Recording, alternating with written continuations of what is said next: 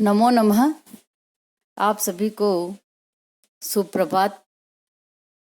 और आज हम अग्नि सूक्त के बाद दूसरा सूक्त इंद्र सूक्त के बारे में अध्ययन करेंगे।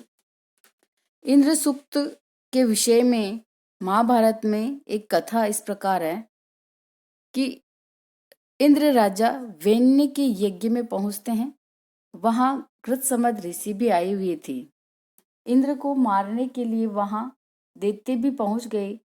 इसलिए इंद्र ने घृतसमद का रूप धारण करके वहां से पहले निकल गए। लेकिन जब वास्तविक घृतसमद निकले तो दैत्य ने उन्हें इंद्र समझकर घेर लिया। तब घृतसमद ऋषि इस सूक्त के द्वारा इंद्र के बारे में बताकर स्वयं को मुक्त कराते हैं और यह इसी सूक्त का वर्णन इसी में है। इंद्र सूक्त के जो ऋषि हैं वे घृतसमद है, देवता इंद्र है, छंद त्रिष्टुप है और क्रम इसका दूसरा मंडल 12 सूक्त है तथा मंत्रों की संख्या इसमें 15 है। वैसे इंद्र के जो प्रायवाची हैं वो इस प्रकार है। सुशिप्र, सुशिप्र, इंद्र को सुशिप्र भी कहते हैं। सुशिप्र का अर्थ है शोभन हनु अर्थात सुंदर ठोड़ी वाला। विश्वस्य प्रतिमानम, विश्व का प्रतिनिधि या रक्षा करने वाला। सुत सोमस्य अवितः, अर्थात जो सोम पान करने वाले हैं उनका रक्षक है, अर्थात सोमाभिषेक करने वाले का रक्षक है। दस्योरंता, दस्युओं को मारने वाला है। वृषभ, वापस पढ़ दिया। दस्योरहंता, दस्युओं को मारने वाला है। वृषभ, वर्षा करने वाला है। वज्रबाहु, वज्र के समान कठोर भुजा वाला है। निश्चितः, मजबूत अंग वाला। सप्तरश्मि, 7 प्रकार के मेघों का नियंता है। तुविष्मान, तुविष्मान का अर्थ शक्तिशाली है। सोमपा, सोम का पान करने वाला भी है। वज्रहस्त, इंद्र के हाथों में जो अस्त्र है वह वज्र रहता है, इसलिए वज्रहस्त, वज्र को धारण करने वाला कहा गया है। इस प्रकार इंद्र के ये विशेषण कहे गए हैं। और अब हम इसके बाद इंद्र सूक्त के मंत्रों को पढ़ेंगे, जिसमें इंद्र की विशेषताओं के बारे में बताया गया कि इंद्र ने क्या क्या कार्य किया, इंद्र ने कौन कौन से कार्य किए, इसकी क्या विशेषताएं हैं, क्या इनके विशेषण हैं, वे हम अगले मंत्र में पढ़ेंगे। इंद्र सूक्त का जो प्रथम मंत्र है वह इस प्रकार है। इसको मैं आपके सामने पढ़ रही हूँ। यो जात एव प्रथमो मनस्वान्, देवो देवान् क्रतुना पर्यभूषत्, यस्य सुस्मार्द्रोदसी अभ्यसेतां, रमणस्य महान् सजना स इंद्रः। सजना से इंद्र, अर्थात हे लोगों ऐसा वह इंद्र है। इंद्र कैसा है? यो जात एव प्रथमो मनस्वानः, यो माना यह, उसने, जात एव, जात एव अर्थात उत्पन्न होते ही, मनस्वान महानुभावी या मनस्वी, देव दिव्य आदि गुणों से युक्त, क्रतुना अपने सामर्थ्य से, यज्ञ आदि से पर्यभूषित, सब ओर से अलंकृत किया हुआ। सुष्मात, सुष्मात यहाँ शब्द आया है बल के लिए, सुष्मात बल से। रमणस्य महान, रमणस्य अर्थात नेतृत्व की, महान यानी महिमा से।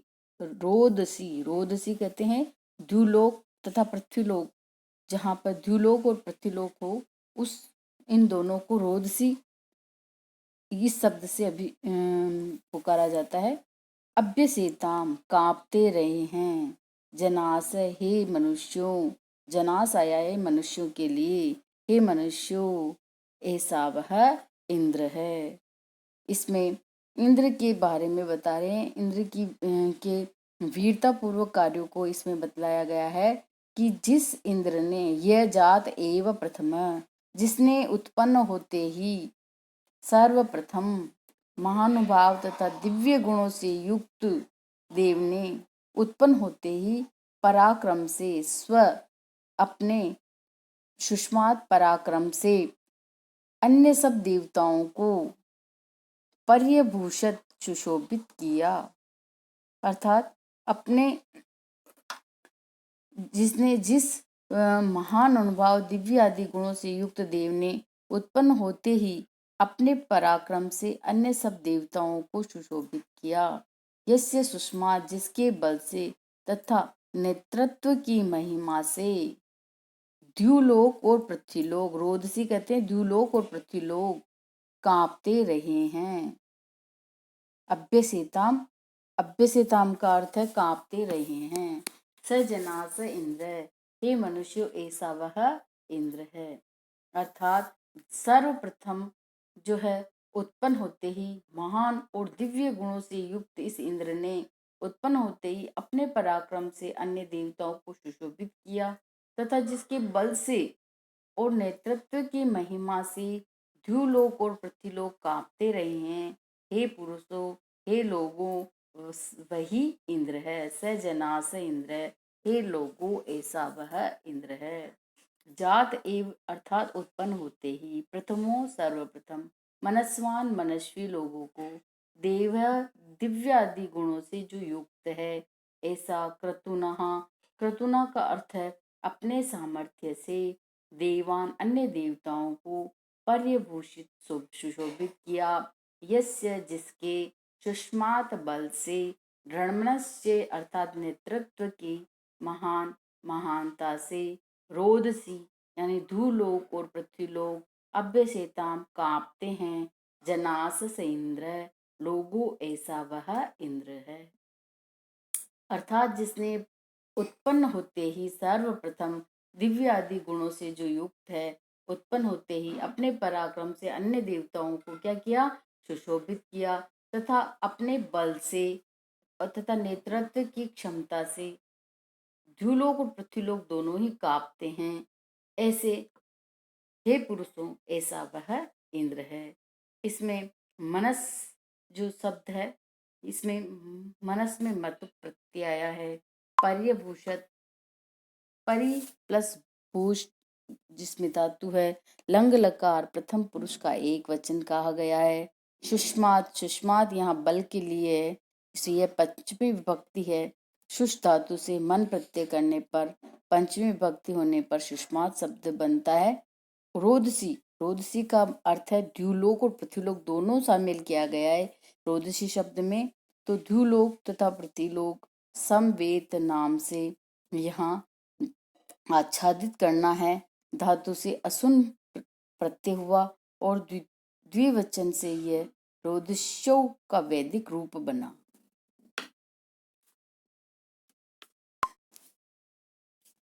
इंद्र सूक्त का दूसरा मंत्र मैं आपके सामने पढ़ रही हूँ।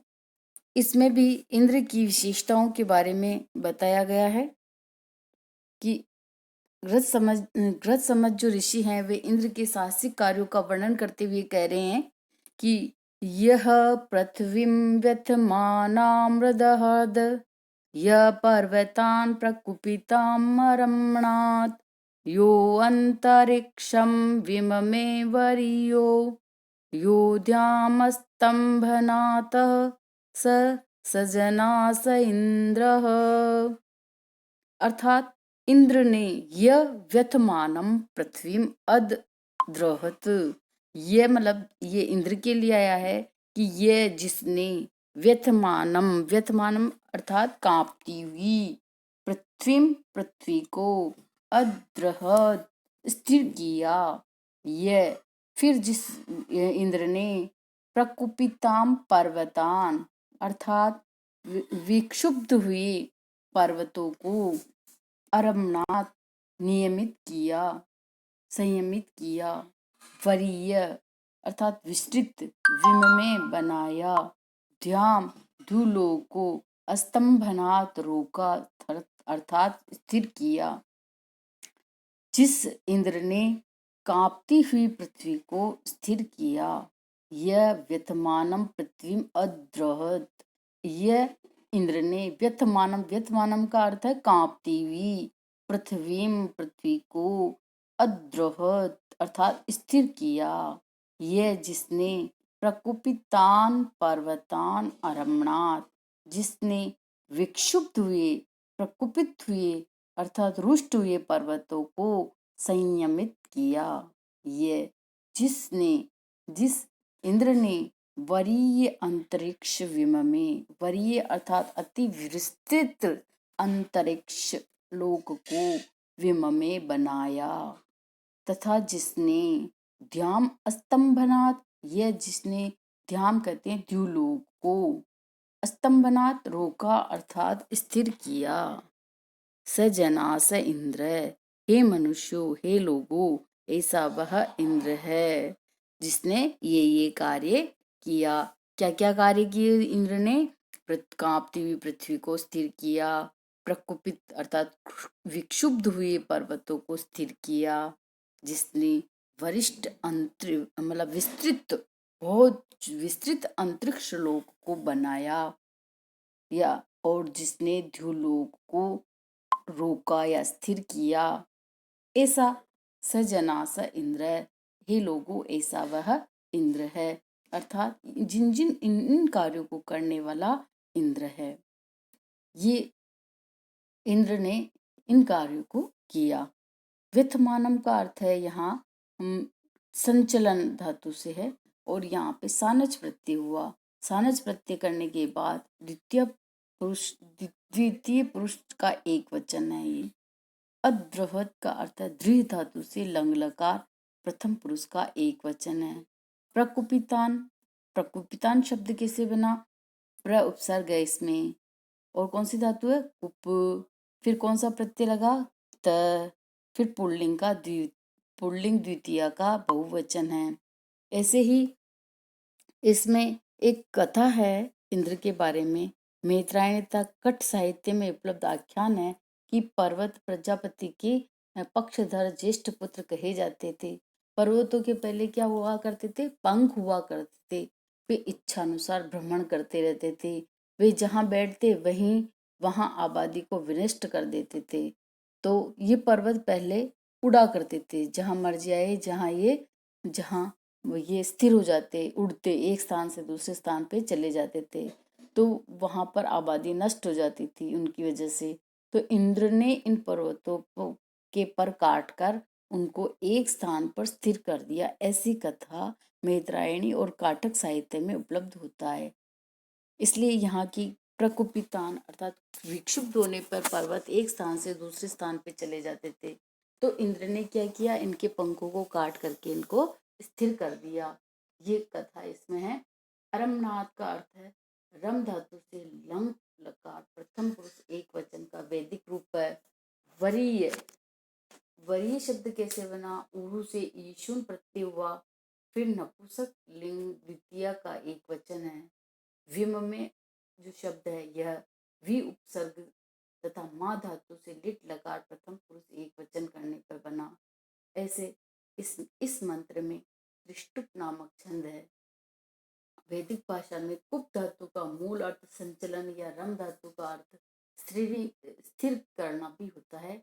ऐसा इसमें अर्थ है कि क्रोध करना या क्रीड़ा करना भी हो सकता है। इसका कहीं कहीं ये भी अर्थ मिलता है।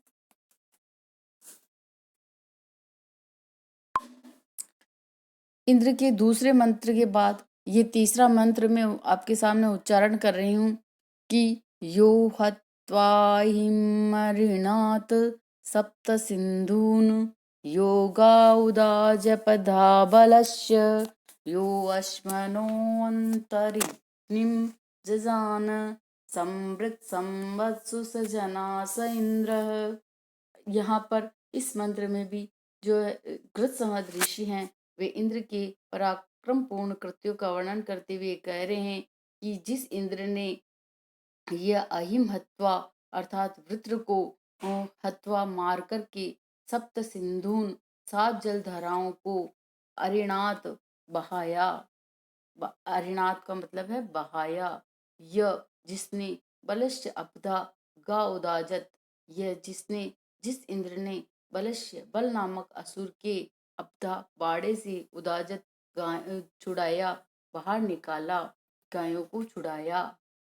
यह जिसने, अश्मनो, अश्मन कहते पत्थर को, अश्मनो कहते दो पत्थरों के बीच में, अश्मन एक पत्थर, अश्मनो यहाँ दो पत्थरों के बीच में, अंत है यानी बीच में, जजान उत्पन्न किया, किसको, अग्नि को।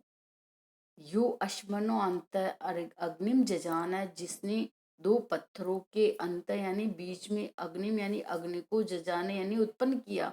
यह जिसने, अश्मनो दो पत्थरों के बीच में, अग्निम अग्नि को, जजान उत्पन्न किया, ऐसा वह इंद्र, संव्रक संवत्सु, संव्रक कहते हैं संहार करने वाला, समत्सु युद्धों में, समत्सु युद्धों में, संव्रक संहार करने वाला अर्थात मार काट मचा देने वाला, ऐसा सजना स इंद्र, हे लोगों ऐसा वह इंद्र है।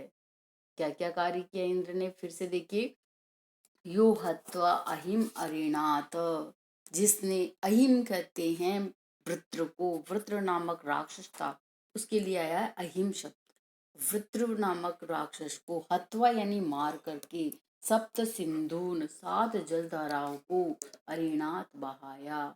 यह जिसने, बलश्य अपदा गा उदाजत, जिसने बल नामक असुर ने, अपदा मानव गुफाओं में, गा उदाजत गायों को छुड़ाया, बल नामक असुर से, अपदा यानी बाड़े से, उदाजत छुड़ाया, गायों को बाहर निकाला। यह जिसने, अश्मनो अंत अग्निम, अश्नु ये मतलब जिसने, जिस इंद्र ने, अश्मनो कहते दो पत्थरों के बीच में, अग्निम अग्नि को, जजान उत्पन्न किया। संवत्सु संव्रक, संवत्सु कहते युद्धों में, संव्रक मार काट मचा देने वाला, सजना स इंद्र, हे लोगों ऐसा वह इंद्र है, जिसने वृत्र नामक असुर को मार करके सात जलधाराओं को बहाया, जिसने बल से बल के बाड़े से गायों को बाहर निकाला, जिसने दो पत्थरों के बीच में आग को उत्पन्न किया, यो जो युद्धों में मार काट मचाने देने वाला है, हे पुरुषों, हे लोगों ऐसा वह इंद्र है। अहिम कहते ऋग्वेद में, यहाँ इंद्र वृत्र युद्ध का बहुत वर्णन है। वृत्र एक राक्षस था जिसने जलों को, मतलब जल की धाराओं को रोक रखा था, जल को पृथ्वी पर नहीं आने देता था, तो इंद्र ने उसको मार करके जल को छुड़ाया, अर्थात जल की वर्षा की। अहि कहते हैं, अहि सोमपान करने वाले इंद्र मरुतों के साथ राक्षस का वध करता है तथा जल को मुक्त करा देता है, ऐसी कथा इसमें प्रचलित है।